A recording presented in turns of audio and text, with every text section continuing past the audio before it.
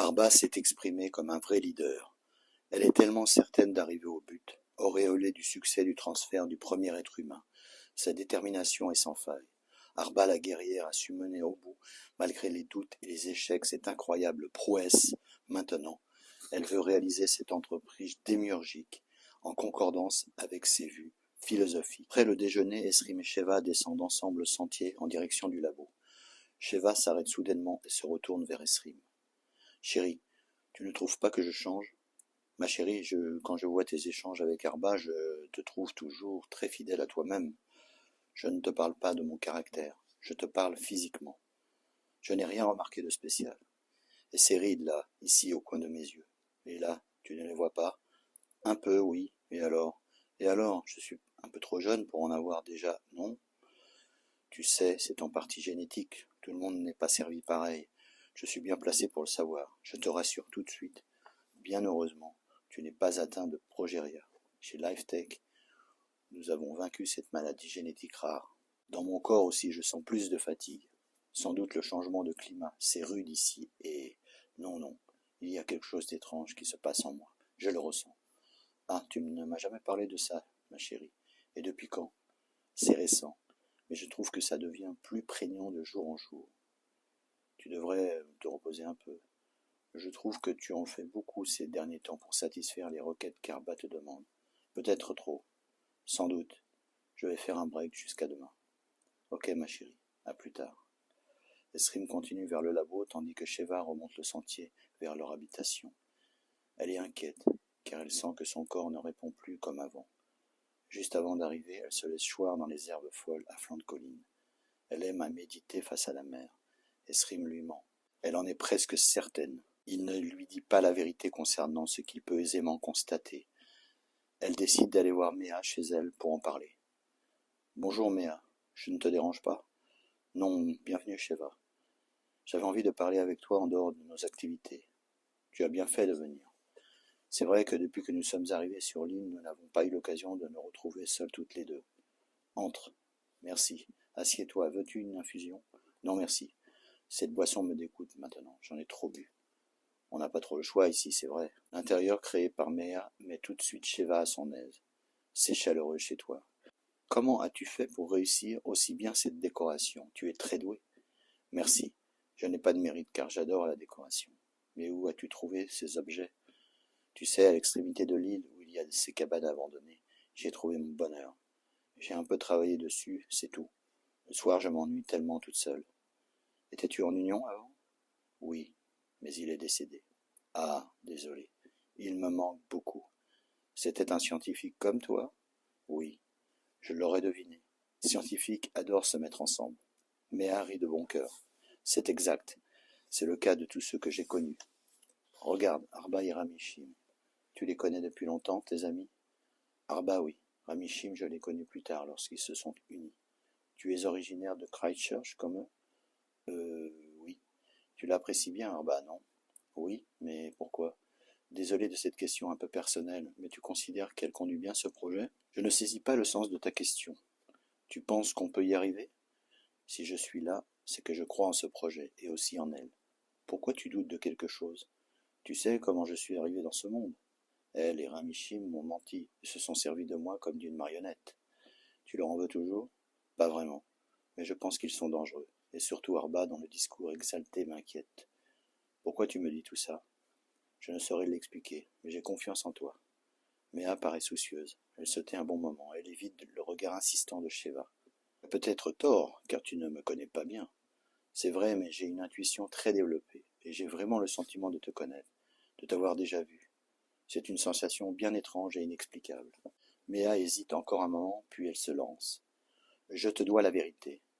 Mentir sur mon identité est devenu un fardeau. Surtout à toi. Voilà. Je suis comme toi. Comment cela, comme moi? Je viens de l'autre monde. Ce n'est pas possible. Mais alors, qui es-tu? Je suis vraiment la cousine d'Arba et... Ma parole, je l'aurais deviné. Vav. Oui, c'est bien moi, ma chère Chinrette. J'ai changé physiquement, non? Sheva se lève, puis elle se jette dans les bras de Méa, qui lui caresse affectueusement les cheveux. Elles se mettent à sangloter toutes les deux. Je suis soulagé de me dévoiler, ma chérie. C'est une délivrance pour moi. Mais maintenant, je suis définitivement Méa. Il faut continuer à m'appeler Méa. Pourquoi tu ne m'as pas dit la vérité avant? Esrim est au courant? Oui, Arba a fait jurer Esrim sur l'honneur de ne rien te dire à mon sujet. Elle ne veut pas que tu saches la vérité. Je ne comprends pas ce mensonge. Pour elle, tu poserais trop de questions embarrassantes. Elle se méfie de moi, je sais. Et puis, elle m'a encore menti en me disant que ton transfert et celui de CAF n'avaient pas pu avoir lieu à cause de la milice qui vous aurait arrêté. C'est en partie vrai. On nous a dénoncés. Pour mon pauvre CAF, c'est malheureusement vrai. Oh, désolé. Alors il est mort? Probablement, il a dû être exécuté. Sheva réconforte Méa, qui fond en larmes. Il n'a pas eu le temps de faire son transfert. Moi, j'ai réussi de justesse, mais je m'en veux de l'avoir laissé là-bas, seul et entre les mains de ces sauvages. Je suis très peiné pour CAF. Je l'aimais beaucoup. Sheva se rassoit. Elle reste un long moment dans ses pensées. Méa semble tout à coup très soucieuse. Tu ne vas rien dire à Arba? Tu me le promets?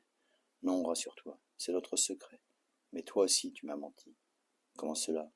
En omettant de me parler du projet Zealandia et de la supercherie que je subirais en jouant cette comédie familiale avec Arba et Ramishim.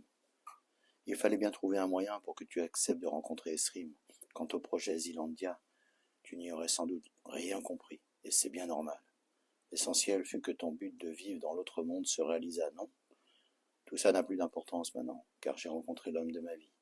Et puis, je te pardonne uniquement parce que c'est toi, que je t'aime beaucoup. Moi aussi, tu sais. Sheva regarde Maya de la tête aux pieds.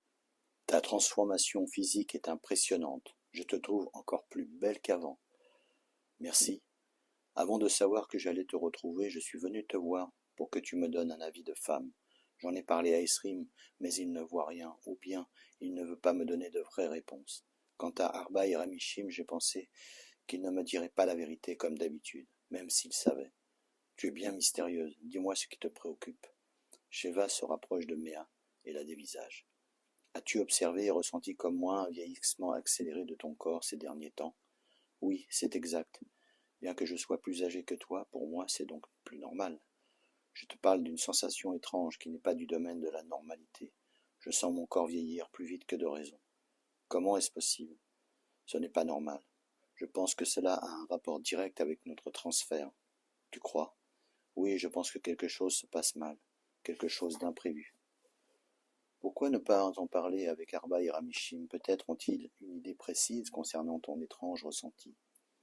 Si toi qui as participé activement à la conception du transfert n'as pas une idée précise sur ce phénomène, pourquoi en aurait-il une? Peut-être, mais ça me permettrait d'en discuter avec mes cousins et de partager nos opinions. Tu vas en discuter avec eux, mais sans leur dire que je t'en ai parlé. Tu vas leur expliquer que tu as simplement constaté ce symptôme chez toi.